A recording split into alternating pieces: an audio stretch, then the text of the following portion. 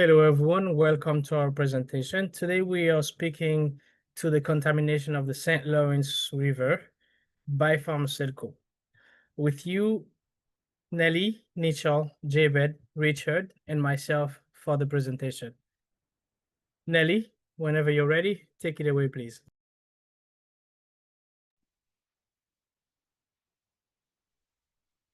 Sure. Thank you, Daddy, for the introduction. So, this is a brief background of the pharmaceutical contamination happening in the St. Lawrence River. And improving healthcare definitely leads to drug consumption. Is something you cannot do away with. It comes with it naturally. And in the last decade, the pharmaceutical company industry has increased to about 35%. Some pharmaceutical drugs are very, very harmful to the environment. Example is caffeine, diclofenac, ibuprofen, and carbamazepine. And the effects of this contamination depends on the toxicity, the concentration, the bioavailability, and sometimes the persistence of it all. Moving on to a brief overview of the St. Lawrence River. St. Lawrence River is an international watercourse. It runs from Great Lakes region to Canada's East Atlantic coast, and it's very, very critical, a critical waterway to the Great Lakes. It has also supported lots of development of mega cities such as Montreal and Quebec. It also serves as a drinking water source for about 8 million people and equally serves as a habitat for amphibians, birds, reptiles, plants, and a lot more. And then the estuaries on the Atlantic coast serves as a habitat for whales and sharks. I would hand over to Nichelle to present on the causes. Thanks.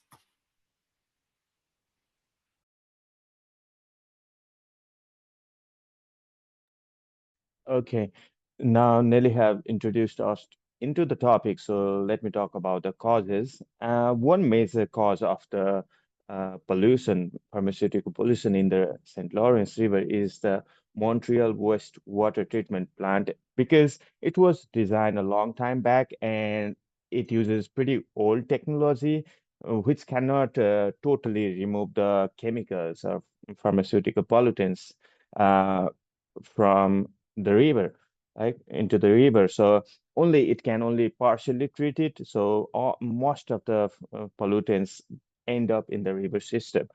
Another major cause of the pollution is we ourselves, we um, flush unused or expired medication down the sink, and we don't realize the impact of it. And because of that, substances like caffeine, carbamazepine, diclofenac, and ibuprofen are often uh, uh, live in the river, and these are not just a harmless residues. They can cause um, impacts to the flora and fauna of the river upon the long exposure. Uh, when we talk about the urbanization in the cities like Montreal and Quebec, it plays very big role uh, in the pollution because the Montreal itself has a population of around 2 million. So imagine people, 2 million people dumping waste pollutants, pharmaceutical pollutants into the river. So these are also the major cause. And another interesting point I would say is the rate of flow in the river flow. So high flows river carries a lot of pollutants, maybe not in term of the concentration, which we generally look in the studies, right? But in terms of mass or volume, uh, the number is pretty high. So uh, instead of focusing on the concentration, um, we also need to incorporate the river flow. And for example, like two major tributaries of the river, the Sperry's River and Outages River has very low concentration of the chemicals. However, due to their high flow rate, it's a major source of the pollution. So overall, I would say is outdated treatment system of Montreal treatment plant, high population, and drug use and large river flow is the major cause of the problem.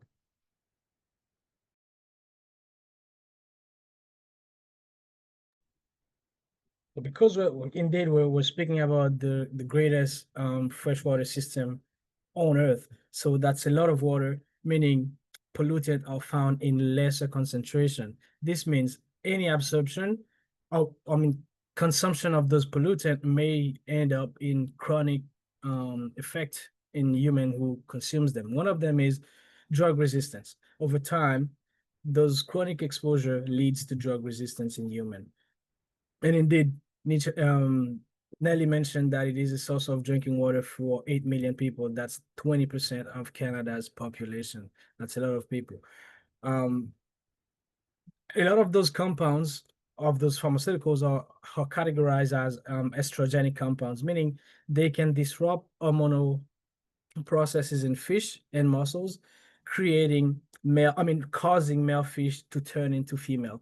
This has, of course, a critical effect on reproduction and population and fish population. Now, also pharmaceutical can disrupt aquatic life since those products can alter the growth, the reproduction, and the very survival of phytoplankton. Phytoplankton are pretty much the fundamental or one of the fundamental food source of aquatic life. Once that food source is reduced, it causes a decline in fish population and a reduction in birds or other animals population.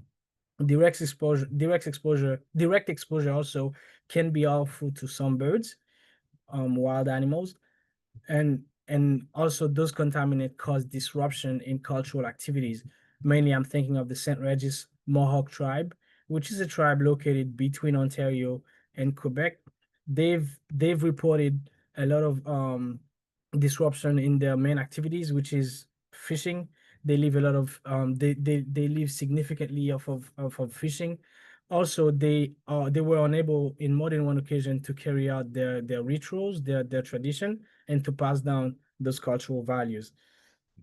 So the impacts of pharmaceutical in the St. Lawrence River Basin go from being a direct health risk health issue to causing major disruption in ecological processes to causing disruption in cultural activities.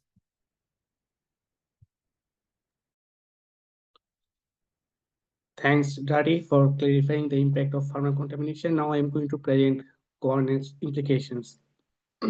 Pharmaceutical contamination in the St. Lawrence River highlights major governance gaps in regulation, monitoring, and public awareness. Pharmaceutical contamination is a new and emerging issue with limited research and understanding. So there is no clear standards or laws exist to regulate pharmaceutical pollutants in water. However, there are lack of policies and guidelines on safe levels of drugs such as caffeine, diclofenac, and ibuprofen. Moreover, low public awareness regarding the safe disposal of unused or expired medications make this sector more vulnerable. There is another issue, which is insufficient monitoring of pharmaceutical residues in wastewater and river systems. And finally, there is weak coordination among institutions which are responsible for water quality and health management. Now, I would like to invite Richard to continue the rest of the part. Thank you.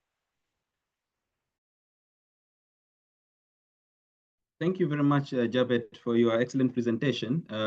As we see from all the previous presenters, that the issues of this pharmaceutical contamination is both for humans and for the environment, and also it goes up to the culture. And that calls upon the government to really improve the water environment, especially there's proper institutional frameworks that are in place. And doing this institutional framework, setting them up, requires that we follow the due processes involving the right actors, ensure that even the First Nation communities, the community, the different actors, the pharmaceutical companies themselves even are actually involved in the whole process, so that we come up with the institutional frameworks that actually work for everybody.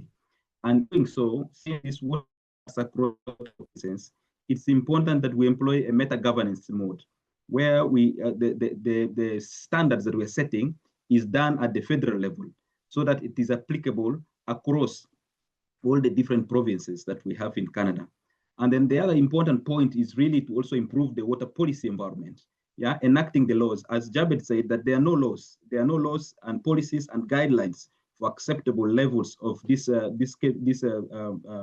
harmful drugs that has been mentioned before. So it's important that we improve this environment so that these policies, laws, and guidelines are enacted to guide the regulation of these harmful drugs. And also, as we do that, we have to set clear human and environmental goals that we want to achieve through this policy environment that we want to improve. And the other important element is really to improve also the water management practices that we have. Apart from having the governance system and having also the policies, the management aspect, really putting into practice these policies, laws, and guidelines is quite important, and making sure that we enforce them so that they are not just having the policies, but we enforce them and make sure that they are applicable and they are working. And the other element is really to make sure that we monitor the quality, the water quality. As Jabez said, that the water quality monitoring is quite weak. So we need to monitor them. And also we have to create awareness among the people, among the population that are there. And also those who are utilizing these drugs, that it is important that they do not dispose it anyhow because of the health risks that are there, and they should know about these health risks as well. And the wastewater treatment plants, the technology has to be improved. As Nishal said earlier, that the technology that we have at the moment is not able to really remove these compounds from the waste, from the water system.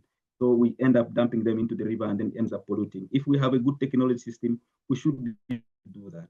And one other important element about management is really to incentivize these pharmaceutical companies to be able to produce drugs that are environmentally friendly. And in this situation, if we place actually the market system in this policy framework and institutional framework in the right way, and we have proper actors, we consult actors, and we make sure that everybody is on board, we should be able to incentivize them using this market system. And then finally, as we said earlier, the previous presenter said earlier, that the understanding around this emerging kind of drugs and chemicals that are polluting the environment, the understanding is still low. And with this low understanding, it is important that we are able to actually do more research to understand what is the long-term impact on the environment, how long does it last, what is the long-term impact, and what we are still even knowing the kind of the different drugs that might be having implication on the environment. So with that, we should be able to actually even do modeling so that we can know the long-term impact in the future. And as we do modeling, for example, if we choose the modeling aspect as well, it is important that we make sure we adhere to the integrity. We have a model that actually serves the society. And with that, we have to maintain the integrity of our models and so that we can be able to predict and we can be able to use the results for proper policy. Thank you very much. And I think that is all from us.